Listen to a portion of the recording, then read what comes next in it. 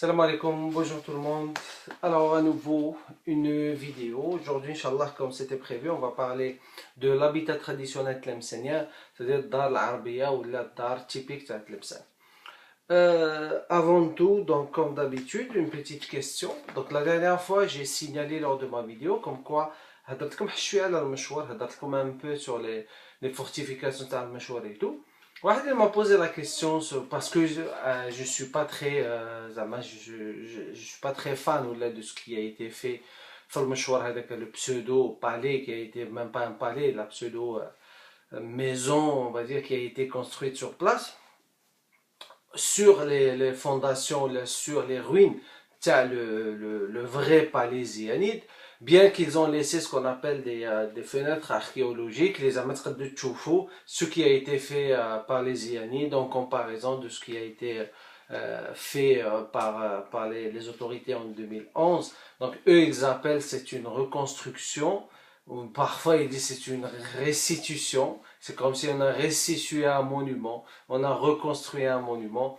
Mais cette question a été, la question de la restitution, la reconstruction, c'est un débat et les gens souvent se penchent plutôt vers la... Ça a été posé cette question au cours du 19e siècle et encore plus après la Première Guerre mondiale, la Deuxième Guerre mondiale, parce que beaucoup de monuments européens ont été détruits. Donc, est-ce que l'idée, est-ce qu'on va restituer ou là on va reconstruire le monument à son image, l'intervention humaine sur ces monuments, comment elle sera appréciée par les générations futures. Mais bon, en tout cas, en Espagne ou là au Portugal ou là même en Italie, souvent quand il y a des ruines, des fondations qu'ils trouvent, ils font une sorte de comment du verre au-dessus, du verre, un plancher en verre, ils peuvent voir, tiens, là c'était une cuisine, ils peuvent imaginer. Vous pouvez aujourd'hui, la technologie nous le permet, faire de reconstruction numérique, histoire de superposer l'imagination du visiteur, etc. etc. Donc l'autre question c'était à l'Al-Mashwa. Ah oui, donc à l'Al-Mashwa, donc la maison, donc le palais. Ensuite, il pense que, je ne sais pas faire ça, mais il pense que le mouchoir, le palais ou le jama ont été faits par la France au cours du 18e siècle. Évidemment, c'est absurde, ça n'a pas de sens. Et je ne sais pas, mais en tout cas, j'ai relevé un extrait d'un document que je vais vous le donner de l'autre. C'est donc un document, il s'agit de la mémoire de la Société archéologique du Midi de la France. Donc, date de publication, ça a été publié à Toulouse en 1847. C'est le tome 5. Il existe, il est gratuit sur Internet. Donc, vous pouvez le télécharger.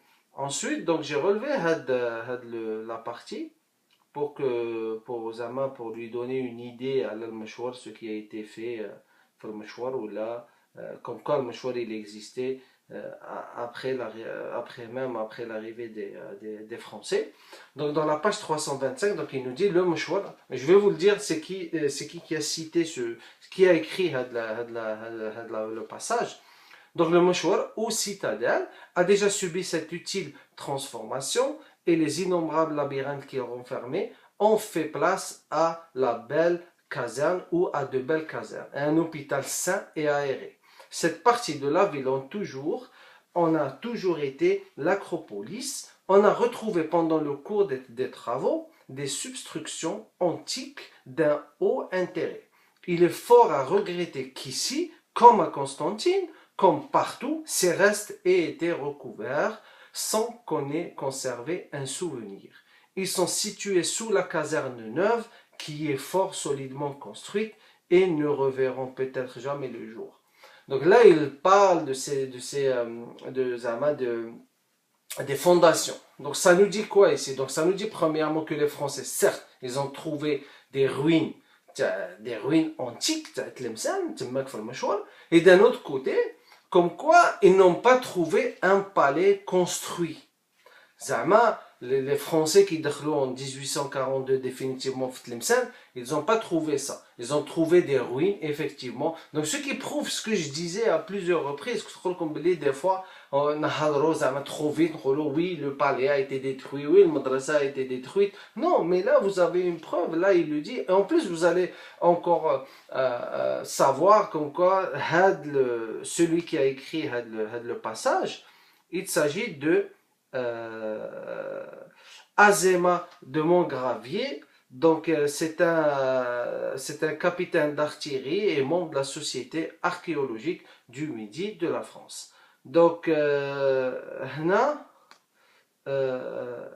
donc vous avez une information ou une indication qui prouve ou là qui peut suggérer, non, oui, Azéma de Montgravier, de capitaine d'artillerie. Donc ici, vous avez une preuve, ou là, vous avez une évidence qui dit clairement comme quoi que le palais qui a été, c'est-à-dire les ruines qui ont été trouvées, mais il ne s'agit pas réellement d'un palais zyanide comme on le pensait, ce qui est fort probable, parce que Tlemcen, après ça, elle a été abandonnée, abandonnée à son sort. Et en plus, après, c'est très intéressant avec le passage, Zama, lui, il va citer toute une partie, parce qu'après, il va rentrer dans les détails de Tlemcen en romaine et tout, et il va parler de Maria. Non, il va parler de l'interprétation des différentes pierres romaines qui ont été trouvées, et vous allez voir comme quoi, lui, il n'est pas d'accord de ce qui a été dit par McCarthy, comme quoi Tlemcen pour Maria, etc., etc.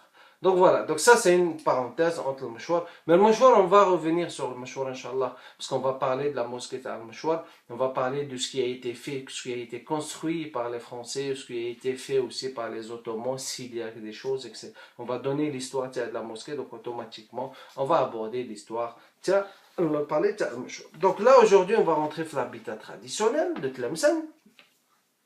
Alors, ou plus exactement ce qu'on appelle Dar. Tlemcen, ils ont ce langage où on parle souvent de Dar Spetar, Dar al-Beledia. Il y avait même des types de Diyar au Tlemcen qui ont été nommés, par exemple, je vais vous donner un exemple, une maison en longueur, on l'appelait Dar Batouel, une maison cul-de-sac, Dar al-Aya, une maison en hauteur, Dar al-Jilisa. Donc, vous voyez, donc c'était le mot Dar est resté ancré في اللونجاج تلامسانية même يقول لك باب الدار اليوم ان شاء الله on va vous donner, je vais essayer de vous donner quelques informations et vous donner deux références aussi que vous pouvez consulter parce que c'est très intéressant le dar ou la maison traditionnelle تلامسانية. Alors qu'est-ce qu'on peut dire? Donc dans mon livre vous allez trouver tout un passage sur ça. Je vais vous donner quelques informations, bien évidemment, afin de vous mettre sur les rails ou là, afin de vous aider dans vos recherches ou là, dans vos interprétations. Donc, il y a un architecte, un professeur à la fac, il s'appelle Didi Lies, il a fait tout un projet de magistère sur ce sujet, la réhabilitation de l'habitat traditionnel de Tlemcen. Il a pris comme exemple, c'était Darf Darbsensla. C'est une thèse très intéressante, je vous suggère de la lire. En plus, elle est disponible sur Internet. Donc, l'habitat traditionnel tlemcenien. Donc, il ne faut pas aller chercher loin pour essayer de façonner une maison type de Tlemcen durant la période des Ziyanides. En effet, l'habitat tlemcenien ne s'éloignait pas de ce qu'on avait l'habitude de voir dans le Maghreb, c'est-à-dire sur le Maghreb, et en Andalousie même. Avec ses semblables maghrébins, la maison tlemcenienne a en commun le plan architectural général, l'aménagement intérieur et les décorations. Cependant, on manque énormément de documents historiques et d'études sur le sujet pour donner une précision, un modèle. On peut se baser sur quelques références bibliographiques à propos de l'évolution de la civilisation tlemcenienne au cours de l'histoire, ou encore en comparaison indirecte avec ce qu'on a dans les villes jumelles, comme par exemple de Fès.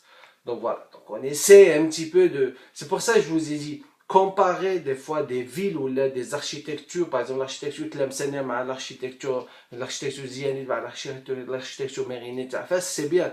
On peut les comparer pour avoir quelques notions, mais pour établir des faits, c'est une autre question. Hein. Donc il faut qu'on soit vigilant. Donc exactement la même chose. Dar, par exemple, on n'a pas un modèle de Dar tlemcenien, parce que ce qui a été fait à Tlemcen aussi, c'est que des maisons, les Français, les Espagnols, ont été construites selon le modèle mauresque. Par exemple, rue de Paris et tout, beaucoup de maisons qui nous signifient le gour et tout, mais c'était une architecture arabe. Donc, ça veut dire que ce sont les gours qui ont commandé des fois qu'ils se les journaux, des petites annonces ou là des avis. Oui, il y a un permis de construire qui a été établi pour faire au tel étage, pour ajouter un étage à tel dar. Donc, on sait très bien que l'étage qui a été ajouté, avec le quartier, c'était un étage d'une architecture mauresque. وهنا بزاف الناس اللي تغلط يقول لك تي هذه الدار كانوا ساكنينها فيها العرب نو باسكو شوف الاركيتكتور عربيه نو سيتي تانيك الكور تانيك اليهود اللي زافي لا ميم اركيتكتور دونك هنا لا كونفوزيون توقع دونك pour زعما pour extraire un modèle pour extraire une architecture type تاع تلمسان que ce soit pendant les Zianides ou pendant les autres civilisation, il est très difficile parce qu'on n'a pas les documents, il n'y a pas de preuves, il n'y a pas de documents qui peuvent appuyer un modèle, mais on essaie d'imaginer, vu que Tlemcen était au centre du Maghreb, on essaie d'imaginer que Tlemcen n'était pas, ne constituait pas une exception au niveau de l'architecture, du moins générale de ces maisons. Alors, ce qui distinguait la ville de Tlemcen pendant les Zianides, c'est que Tlemcen, ما كانش عندهم un quartier c'est-à-dire المساكن لا كلاس بوف ولا كانوا ما كانش عندهم ان كارتي ديدي ليهم زعما ما عزلوهمش سيتي با ان غيتو ما حطوهمش هكذا c'est-à-dire كل واحد كان يتخلط سيتي ديال كانوا مخلطين كان المرفه مع المسكين مع لو موين اكسيتيرا ceci dit c'est vrai que les Houds c'était extramuros كانوا برا mais une fois vous connaissez la légende et tout جاو سكنوا au centre-ville تاع تلمسان mais il faut toujours aussi rappeler que il y avait des juifs qui كانوا في المخزن تلمساني في السلطنه تاع تلمسان donc eux ils avaient une certaine comment نقولوا une valeur ils étaient éduqués ils étaient riches etc كانوا déjà يسكنوا في le centre ville تاع تلمسان ولا في القصبه autour de المشهور donc c'est ça qui fait la couche inférieure زعما la couche de ce qui n'est pas la couche des nobles زعما elle n'était pas exclue elle faisait partie حتى هي متلمسان mais كان كاين زعما كنا نصيبو par exemple bon les Gadir elle était un peu plus loin village تاع سيدي الحسن كانوا يسميوه le village تاع سيدي الحسن parce que c'était extramuros là par exemple village تاع سيدي الحلوي pareil. Donc, la maison de Tlemcen évoluait proportionnellement avec la place qu'occupait le propriétaire dans la société et son niveau de vie. C'est normal. Donc, plus l'insan مرفه, plus l'insan est éduqué, plus daro est shabba, plus daro est riche, les décorations, etc., etc. Donc, on trouvait à titre d'exemple que les familles tlemceniennes maîtrisaient la taille, la décoration, la qualité des matériaux et le nombre d'étages de la maison en fonction de leurs moyens financiers. Alors que les infortunés se contentaient d'un seul étage généralement, construit avec des matériaux bon marché. Donc, ça n'a pas changé, ça a toujours été le cas. Donc la maison de Tlemcen bâtie en briques, bien sûr, en melon pisé. Donc pisé, rappelez-vous, souvent les murs, parce que quand ils étaient العواد et tout, ils faisaient un coffrage وما الفوق يعملوا التربه الكلسيه ويقعدوا يسمروا يسمروا فيها حتى اللي تنشف عاود ينحيوا العواد عاود يغرسوهم à côté, c'était ça le pisé. melon ça veut dire مسرح et couvert de tuiles, bien sûr, قرموط. Quelques-unes communiquent entre elles par des voûtes jetées d'une rue à l'autre et presque aucune, quoique la chaux ne soit pas rare. Donc là c'est très intéressant parce que vous voyez, des fois روحوا visiter l'ancien Tlemcen ou l'ancienne ville de Tlemcen, vous allez voir que des fois بين زوج ديال كاين une communication, on dirait un pont, on dirait ce qu'on appelle des voûtes بين زوج جيران. Ça prouve aussi que parce que ça c'est issu de la religion musulmane, c'est que في الدين نتاعنا الجار قدام الجار والباب محلول واللي يكومونيكيو بيناتهم etc. Donc c'était très ingénieux comme système, c'était très bien élaboré. Donc la chaux bien sûr c'était pour peinturer, donc elle n'est pas blanchie extérieurement, ce qui leur donne un aspect sombre. C'est vrai que la maison arabe ou la maison tlemcenienne, c'est que Malbarra elle est simple, c'est-à-dire que tout se vit à l'intérieur. من البرا ما كاينش حتى لي فenêtres. Parfois c'est beau des fenêtres mais des fenêtres très petites. Ou la majorité des fenêtres اللي نشوفوهم ce sont des fenêtres qui ont été ajoutées par la suite. Et je vais vous expliquer pourquoi. C'est que la maison تلمسانية ما فيهاش la fenêtre parce que باش ما يشوفوهمش، باش الناس اللي تجي تشوف ما ترقبش على الديار واسم كاين واسم الحرمه. سادير كو النساء يكونوا في الدار يكونوا على الانتيريور، ما يشوفش يقعدوا يشوفوا برا ولا اللي من برا البراني يشوف فيهم، سيت الحرمه والحشومه. Donc c'est une maison sombre là, mais ce qui est très intéressant et intelligent, ça veut dire que c'est pas la peine زعما باش يبني لك دار ويقعد يبين في راسو etc. Tout se vit à l'intérieur. Toute la décoration, toutes les chambres sont tournées vers l'intérieur. هذا علاش كان عندهم هذاك le patio, parce que le patio permettait l'accès à la lumière et etc. Donc cette maison a pris une forme carrée, sans aucune décoration extérieure ni de fenêtre, qui offre une vue sur les ruelles afin de garder l'épouse et la fille à l'abri des regards indiscrets. Et c'est pour cette raison que toutes les fenêtres étaient dirigées vers le patio central de la maison. Les rares fenêtres, et aussi étroites que partout ailleurs, elle en a quelques-unes à doubles arcades retombant sur de jolies colonnettes et surmontées d'une série de petits arceaux qui forment comme les stalactites ou des gâteaux d'abeilles.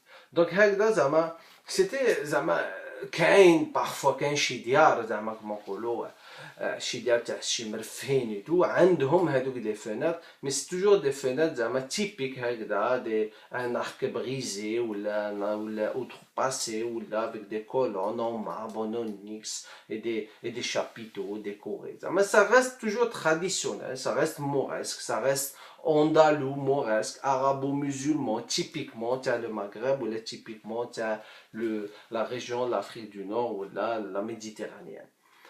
Donc ensuite donc c'est l'aspect général تاع الدار التلمسانية من برا comment elle est. Donc اليوم حنا ماشي le prochain chapitre le prochain paragraphe on va décrire l'entrée.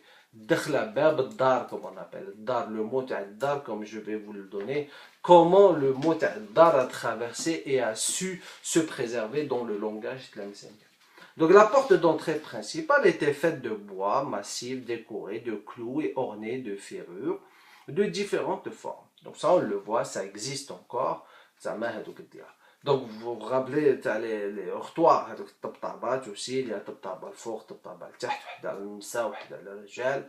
و l'hypothèse c'était comme quoi زعما الوحدة اللي ما جايه في الكادر زعما قال لك زعما c'était pour les cavaliers زعما هكذا حل واحد يجيب العود باش ما يشعلش يهود من العود غير من تما كيطبطب, بصح ça ne marche pas parce que parfois il y a السقيفات هذوك اللي ماجين pour permettre l'aération تاع الدروبات, donc le cavalier est obligé de descendre de son cheval.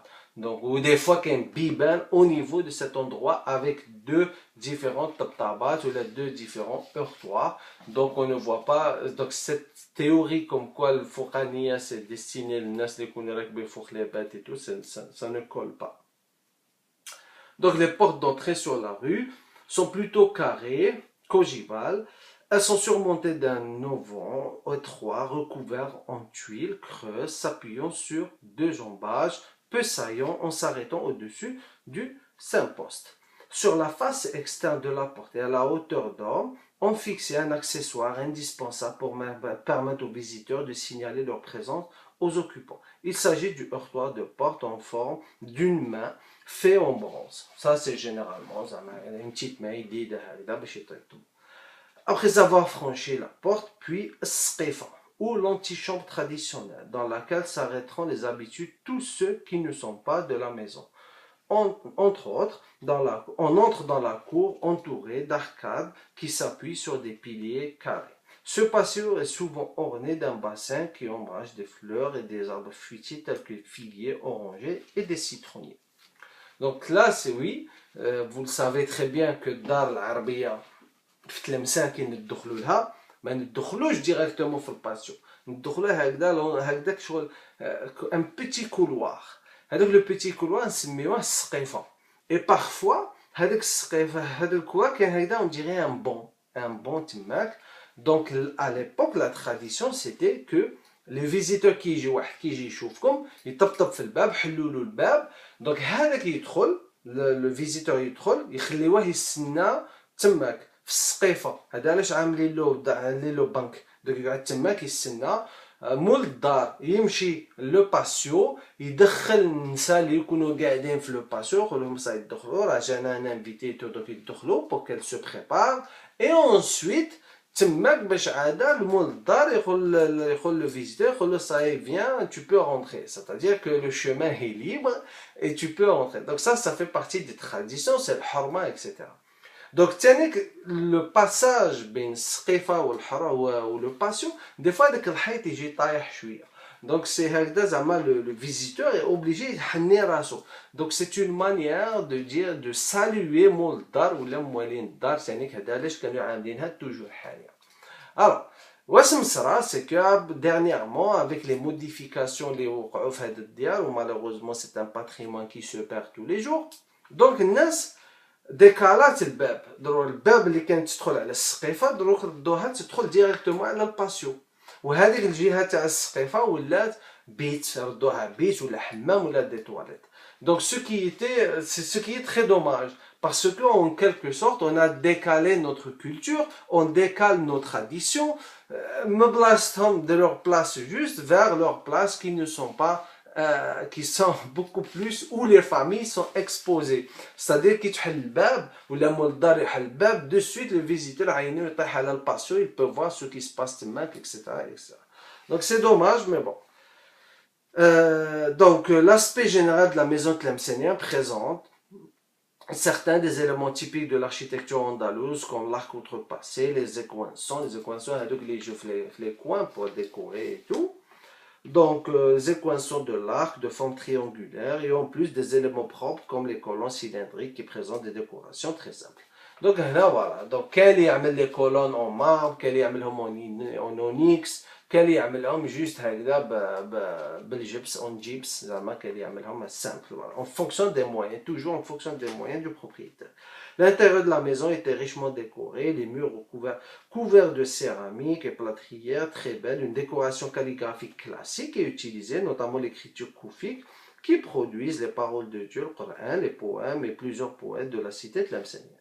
Donc voilà, c'est-à-dire voilà, qu'on vous envoie un peu vers l'Alhambra, et pour ceux qui ont visité, ils peuvent voir, ou là ils peuvent avoir une idée de ça.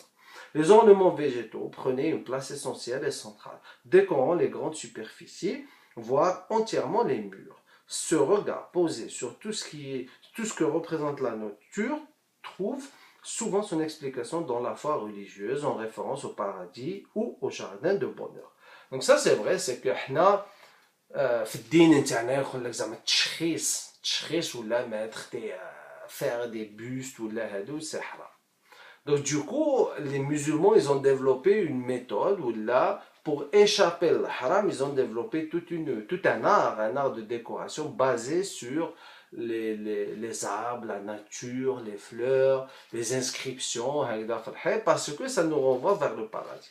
D'ailleurs, ce qui prouve aussi comme quoi c'est inspiré de ce que la religion musulmane nous impose.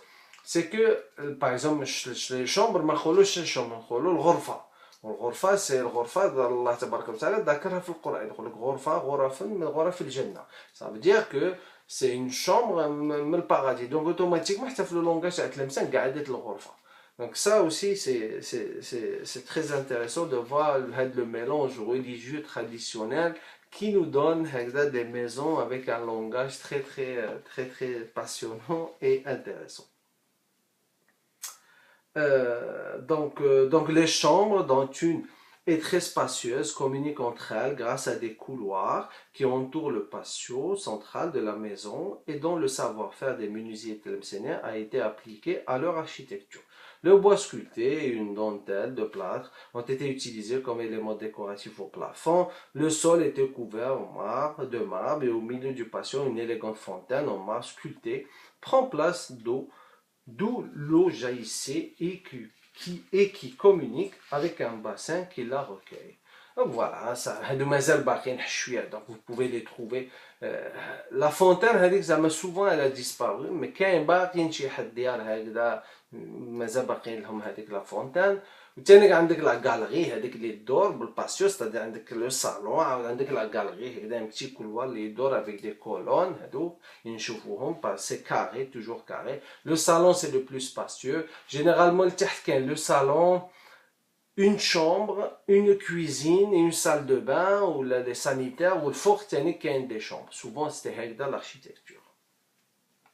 Il y a bien sûr la décoration, le louh, on le voit, le sculpté et tout. Donc ça c'est typique, c'était tlemcenien. هاد الخدمة هادو كانوا يخدموها التلمسانيين les menuisiers التلمسانيين كانوا معروفين حدادين معروفين بنايين معروفين.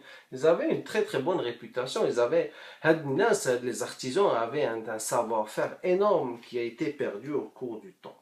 Donc généralement, la cuisine se trouve au fond du patio, dans des coins souvent fermés, mais qui permettent à la cuisine de recevoir l'air et la lumière grâce à de petites ouvertures. Des cuisines, les seules pièces où il y avait des cheminées, des bains, des citernes viennent compléter la distribution de la maison traditionnelle tlemcenienne. Ce qui prouve le développement et l'évolution de la société tlemcenienne est la présence dans les maisons et les palais de salles de bain et des sanitaires privés connectés directement avec le réseau public d'égouts de Tlemcen. Donc ce phénomène urbanistique était exceptionnel à la cité de Tlemcen en comparaison avec les autres grandes villes du Maghreb. Donc ça c'est très important. C'est que Tlemcen كان عندهم الماء السخون والماء البارد les robinets كانوا يجيهم للديار. Ça prouve quoi? Ça prouve que المدينة elle était très riche et ça dépassait Fès, ça dépassait Tunis, la Kairouan.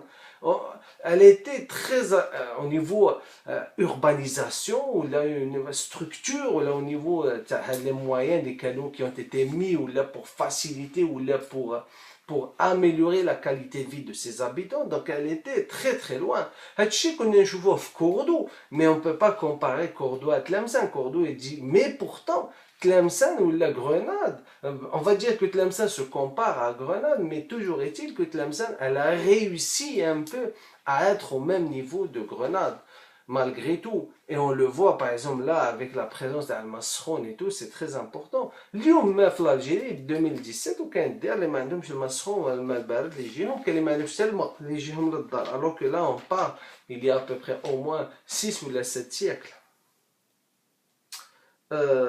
Donc ce phénomène, voilà, la terrasse. Donc la terrasse. Donc la terrasse de la maison était entourée de hauts murs où on peut étendre le linge ou sécher les viandes et les fruits. Et ce fut une habitude à Tlemcen de construire une petite pièce supplémentaire sur le toit de la terrasse, sur le toit terrasse de la maison où les membres de la famille peuvent se détendre et se décontracter quand viennent les beaux jours. Donc هذيك اللي حنا نقول لك اليوم كان بيتر فوق في السطح لا بيوندري دي فون لابيل لا بيوندري مي جو فوا با بوركوا بالك باسكو بكري كانوا تماك يعملوا يغسلوا العش يدو كانوا ينشروه تماك سي بور سا لابيل لا بيوندري بصح كانوا في الصيف ثاني كيعملوا ستادير لا تيراس لو توا تيراس سيتي utilisé. C'était pas un espace perdu comme اليوم حنا نعملوا السطح مي السطح ما نعملوا فيه والو جينيرالمون نو il était utilisé كي كانت دعوه تبرد الحال et tout كانوا يطلعوا الفوق يقعدوا donc ils ont une superbe belle vue sur la ville et tout des fois ils communiquent بين النساء les gens communiquent بيناتهم à travers السطح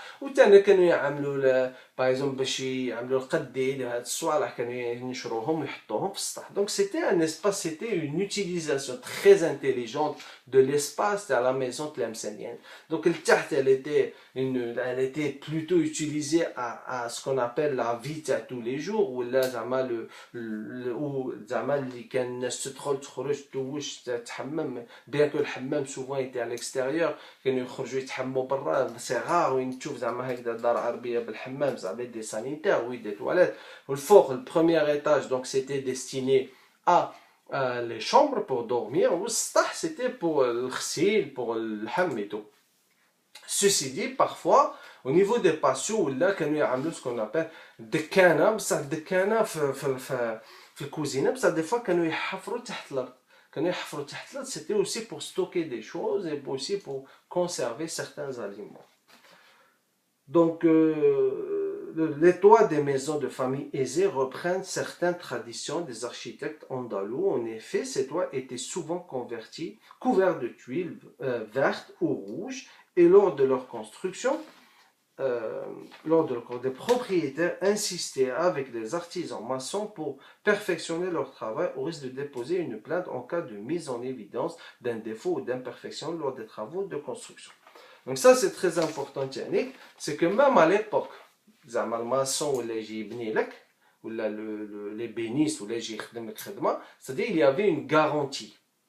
ولو كان حتى s'il découvre le propriétaire باش يقول لك البنايه عيال البنايه يبني ومول الدار يوري له c'est-à-dire même لو كان حتى le propriétaire il découvre un défaut ولا qui n'est pas conforme et tout ils peuvent déposer plainte l'administration responsable donc ça prouve comme quoi c'était des choses régulées, c'était réglé. Mais quand non, c'était, il y avait des plans, il y avait un cadastre, il y avait une urbanisation, un plan de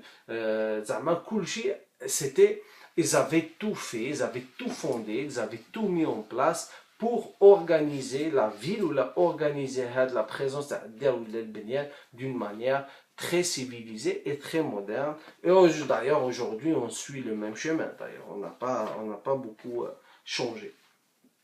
Alors, dans les quartiers des rues de les maisons étaient construites juxtaposées l'une des autres et non appuyées sur les murailles de la cité afin de permettre aux militaires et aux habitants de circuler librement autour. Donc ça c'est très important aussi, c'est que c'était interdit. Parce que non seulement les militaires, c'est pour ça amener plusieurs portes. Certes, on ne peut pas faire des portes directement في البيبان, mais des portes à côté des maisons, mais كانوا يعملوا باب كبيره تدخل. وهذاك l'espace اللي كانوا يخليوه هذاك non seulement pour la circulation تاع les militaires تاع les charrues ولا تاع les animaux, les bêtes, البقريت اللي كانوا يدخلوا يخرجوا, mais ثاني qu'il a été utilisé lorsque Tlemcen a été assiégé 1299, c'était tellement que les canaux ils cultivaient les fruits et légumes, et c'est pour ça qu'ils ont pu résister plusieurs années au premier siège. Donc les hautes constructions à Tlemcen avaient posé beaucoup d'ennuis aux voisins. C'est pour cette raison il suffisait de déposer une plainte auprès du juge qui ordonna leur destruction dans le cas de respect du voisinage et son intimité. Et même les voisins et les émirs ne faisaient pas exception à la règle. Lorsque Ibn Abu Tishfin premier avait construit une pièce sur toit terrasse de son palais et qu'il était obligé de la détruire suite à la plainte qui a été déposée par Ibn Marzouk et ses voisins pour atteinte à la pudeur et à l'intimité du voisinage. Donc c'est très très important le voisinage. C'est-à-dire elles étaient plus ou moins équivalente في la hauteur. ما كانش تبني عليا تعلي عليا ولا كذا. Non, c'était vraiment très bien structuré, très bien limité. Alors قال لك حتى le roi, حتى le prince اللي حاب يعمل une chambre ولا une buanderie comme هذيك sur le toit terrasse بصح كانت ترقب على الناس قالوا non. Ibn Marzouk il a déposé plainte, ça fait pas une exception. D'ailleurs, comme la dernière fois, c'est que Yarmourassen Ben Ziyan, le jour où il était installé, quand il était installé dans le Qasr Bali, le Mourabiti, il كان ماجي juxtaposé la grande mosquée de Tlemcen, بصح كي بنا le minaret, donc avec الناس راه ترقب عليا وتشوف فيا. Donc il a dit non, donc ce que il a fait, donc il a déménagé son pouvoir, il a construit un premier palais, ou un palais du gouvernement, ou du gouverneur, ou de l'émir, ou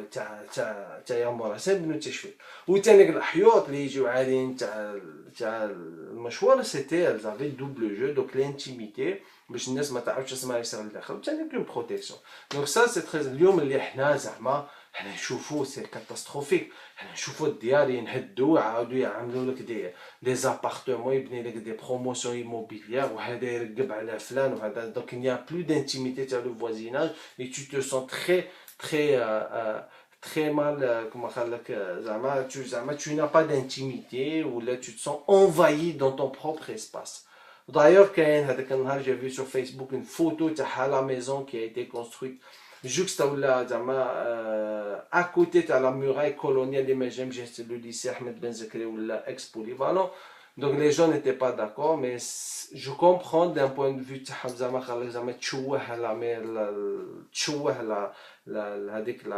le paysage. Mais aujourd'hui, malheureusement, ou là, heureusement, peu importe, les monuments coloniaux ne sont pas considérés comme des monuments historiques ou la nationaux, ou l'Algérie.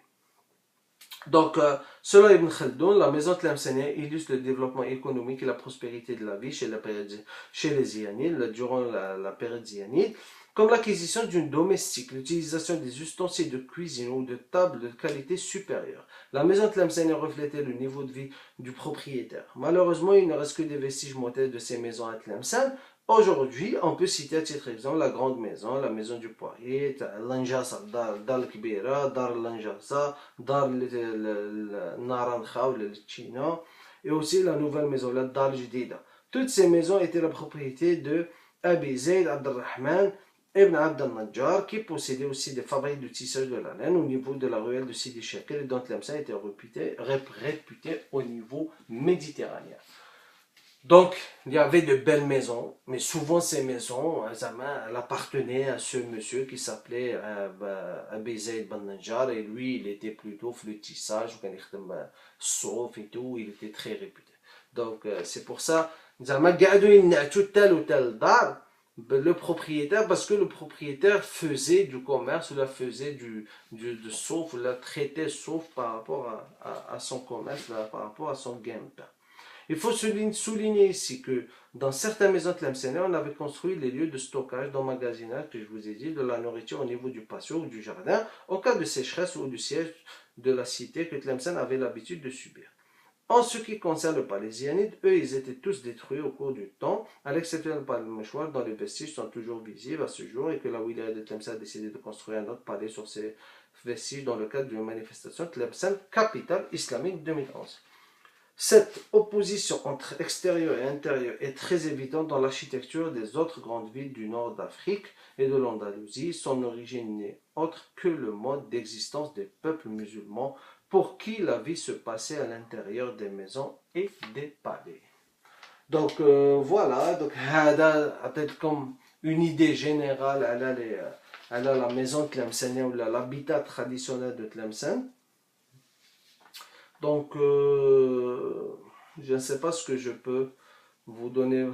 Des fois, donc, le groupe, je ferai une publication à les différents éléments. Qui fait que la fenêtre, la fenêtre et tout. Donc, je vais vous donner, je vais vous décrire, image à l'appui, tous les éléments et les noms de l'arabe, parce que c'est un langage qui a disparu.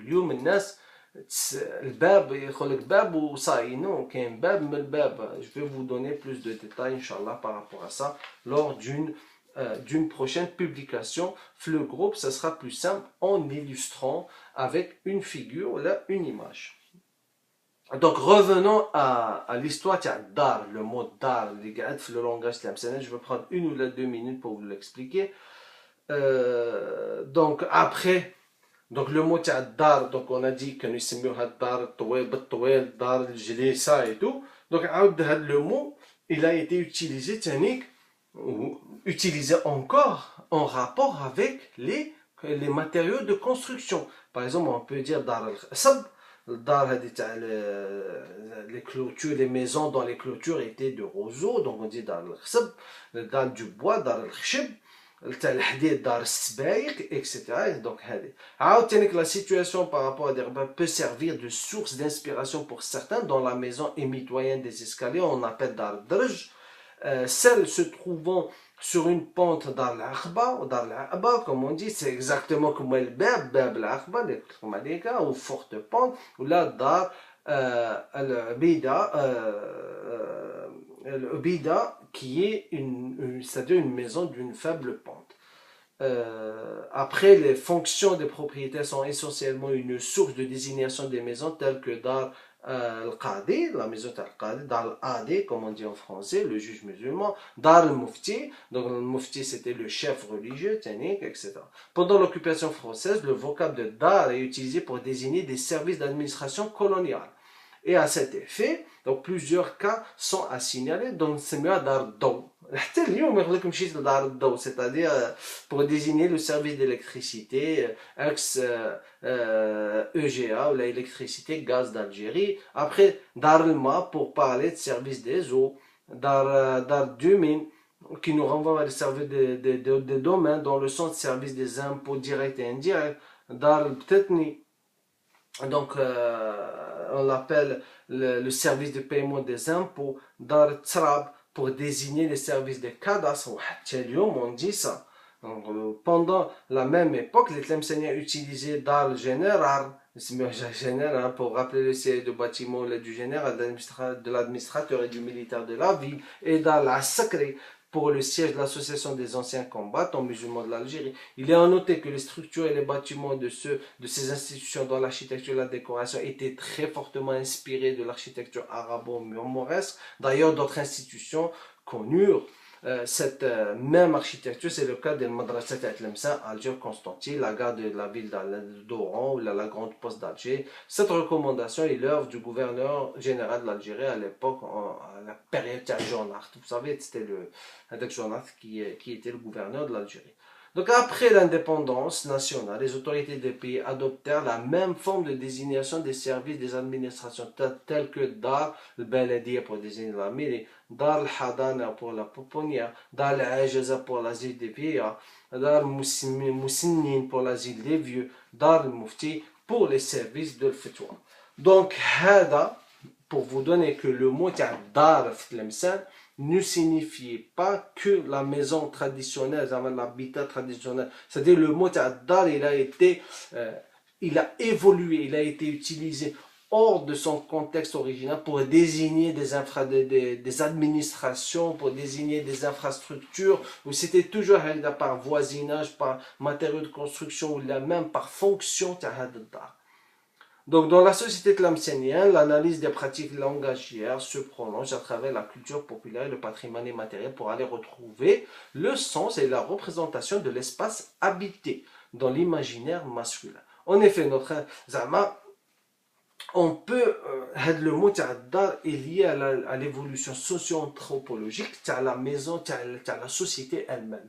Il nous reflète ce que la société tlemcenienne, comment cette société elle a évolué au cours du temps, mais par rapport à son langage, c'est toujours la linguistique, mais parce que ils font des études, ils font des recherches, ou là, ils font toujours le langage tlemcenien ou le dialecte tlemcenien. Mais le dialecte tlemcenien, il est tellement riche, mais quand je non, quel langage tlemcenien qui a le mot, je viens de vous donner le nom Dar qui ne signifie pas à Tlemcen forcément, qui a évolué au début, qui désignait évidemment un habitat, une famille, ou là, après il a évolué au cours du temps.